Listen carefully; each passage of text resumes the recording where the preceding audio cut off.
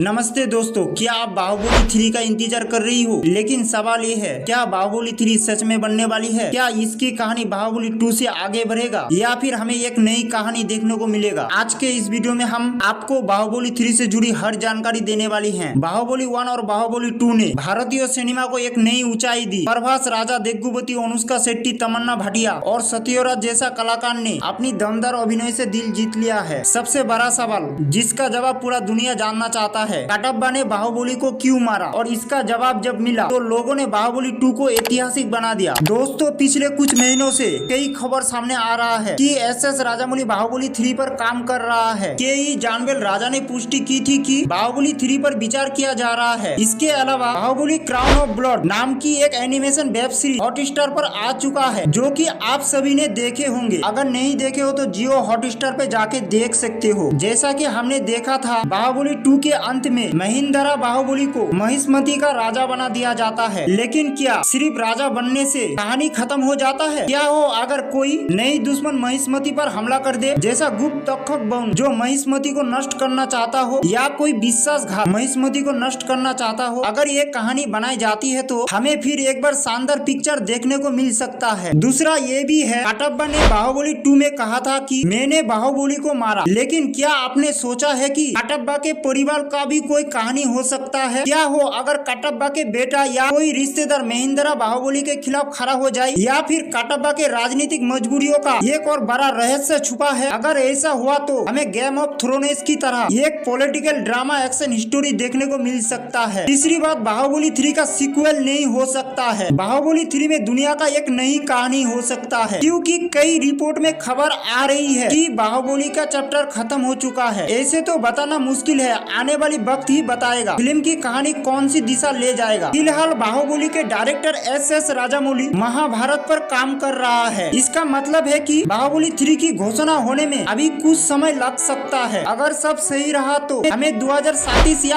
28 तक बाहुबली 3 देखने को मिल सकता है। अगर बाहुबली 3 आता है तो इसमें नई किरदारों की एंट्री हो सकता है, जैसा कि महिष्मती का दुश्मनों में कोई नया राजा या कोई नया योद्धा या राजकुमार या फिर गुप्त योद्धा बाहुबली को चुनौती देगा। कुछ अफवाहें हैं कि साउथ और बॉलीवुड के बड़ा स्टार इस फिल्म में शामिल हो सकता है। अगर ऐसा हुआ तो ये फिल्म और भी ग्रेट बन सकती है। फिल्म में और भी इंटरेस्टिंग है। पहले वीडियो को लाइक और चैनल को सब्सक्राइब कर दो, साथ में घंटी को भी ऑल कर दो। देखिए, बाहुबली के डायरेक्टर एस.एस. राजामौली हर फिल्म में कुछ नई लेकर आता है। बाहुबली 1 और 2 में उन्होंने VFX और CGI का जबरदस्त इस्तेमाल किया था। अब बाहुबली 3 में हो सकता है वो AI, वर्चुअल रियलिटी और 3D IMAX जैसा टेक्नोलॉजी का उपयोग करे, तो हमें शानदार युद्ध और महिष्मती का बड़ा रूप देखने को मिलेगा। अगर ऐसा हुआ तो बाहुबली 3 दुनिया की सबसे बेहतरीन विजुअल एक्सपीरियंस देने वाली फिल्मों में से एक बन सकती है। दोस्तों, बाहुबली 2 के अंत में हमने देखा कि भल्लाल देव को महेंद्र बाहुबली ने हरा दिया और उसका अंत हो गया। लेकिन क्या हो अगर भल्लाल देव की संतान या कोई